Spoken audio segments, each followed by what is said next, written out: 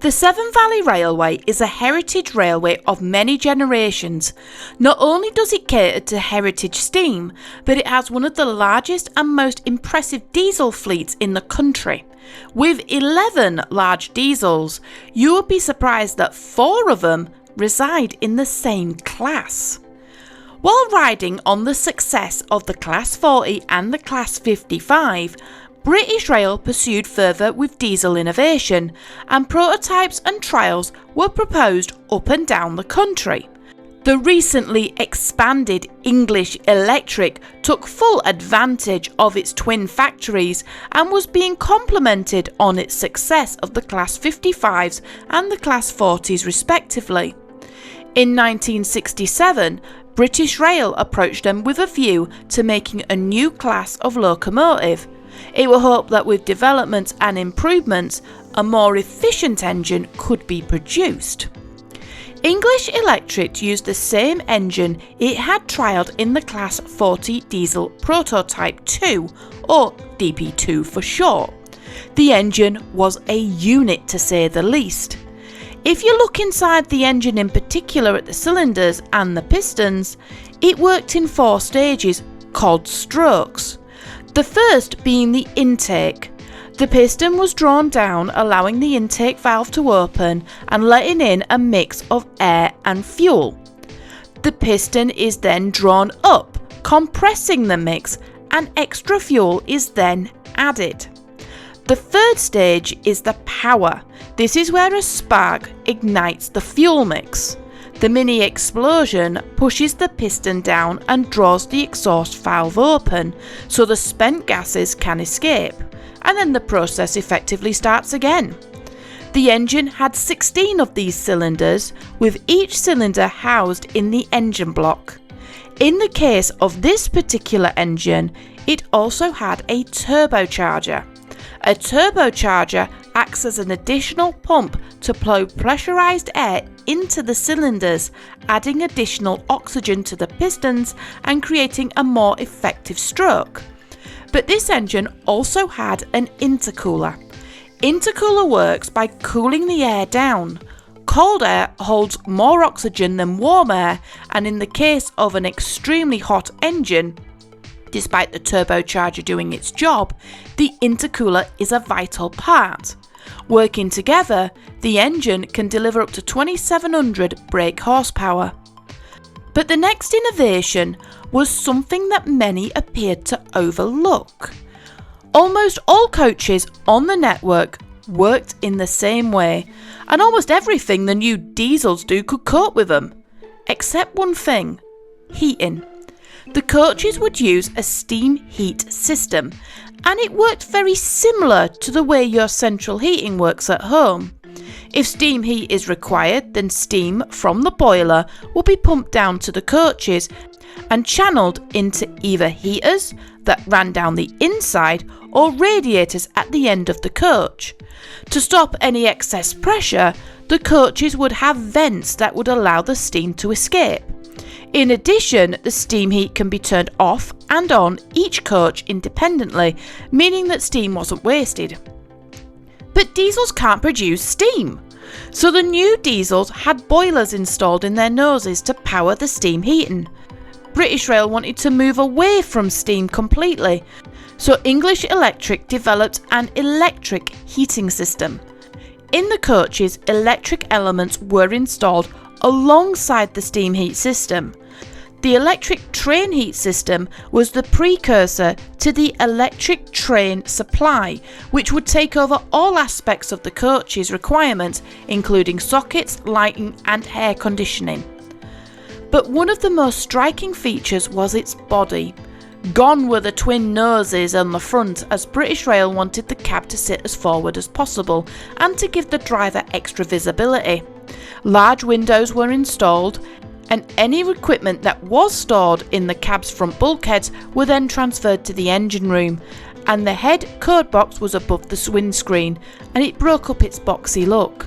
When compared to the sleek, streamlined steam engines just 30 years before, the design of the new class was clearly there for function, not style. The first locomotive rolled off the production line in October 1967. It sported the new Rail Blue and had a bright yellow front, and many more would follow. The class was designated the Class 50 and almost straight away were put to work on the West Coast Main Line. Diesel traction was required most of all past Manchester up to Glasgow, as electrification had not yet reached that part of the line. When the electrification of the West Coast was proposed, the Class 50s were being requested less and less. This is despite the class being more than capable of achieving speeds of 100 miles an hour. By 1974, the class was struggling to maintain work in the north, unless it was the odd route to Blackpool or pulling freight over electric-free routes. Further down south, the Class 50s were having better success. In the same year the decline was happening up north, the class was then moved down to the Cornish region in droves. They took over the main routes as the high-speed expresses between Paddington and Bristol. They weren't popular. The drivers found them unfamiliar, and the station staff called them hoovers owing to the noise they made at the station. But they were capable engines with great acceleration and would comfortably cruise at 75 miles an hour. Their reputation would precede them, as the Class 50 was sent to replace the ageing Class 47 fleet in South Wales. The route to and from Wales to Bristol held 100 mile an hour line speed, so for the first time the Class 50s were allowed to run at top speed. But despite their success, there were still design flaws. Small problems such as split cylinder liners and bent connecting rods started within weeks of service. With such a new class and new engines, this was a real problem, and in 2 cases, the little problems mounted to issues so serious that those engines had to be completely replaced. The engines also had a bit of a habit of oil leaking and being expelled through its exhaust. But when they were performing, the engines were some of the most powerful on the fleet. In 1978, British Rail dedicated names to several engines, and the Class 50 was no exception. It was decided to name them after great warships, and unusually, the whole class got named. Each engine got its own naming ceremony, but a year prior, the Intercity 125 started to make its presence known. It worked first on the Great Western Line, and then started to work the Class 50's express routes. It was in good time, as British Rail, annoyed with these little design flaws, ordered every engine to Doncaster to undergo a refurbishment. It took 4 years and took away redundant parts and modified parts such as the air intake to make it more efficient. On the outside, new headlights were installed, and finally a new livery finished the look. The fleet was split up into 2 depots in London and Plymouth and used again in the Western region. But the reliability of the engines would come into question again, and by 1990s more and more were being replaced by the Class 47-4. British Rail simply couldn't risk the engines on single track lines, and many routes provided to them were not suitable, so as much as they wanted to keep them, it was decided to retire the fleet. The 50-strong fleet were reduced to just 8. The 8 were repainted in their original livery and used for rail tours. One engine, number 50033, was preserved in the Railway Museum, while others found homes or were scrapped. The last mainline run was a double header that ran from London to Penzance on a celebratory return run before both headed to preservation. Because of their nostalgia, the Class 50s have earned a soft spot with rail enthusiasts. They were the locomotive class selected for Operation Collingwood.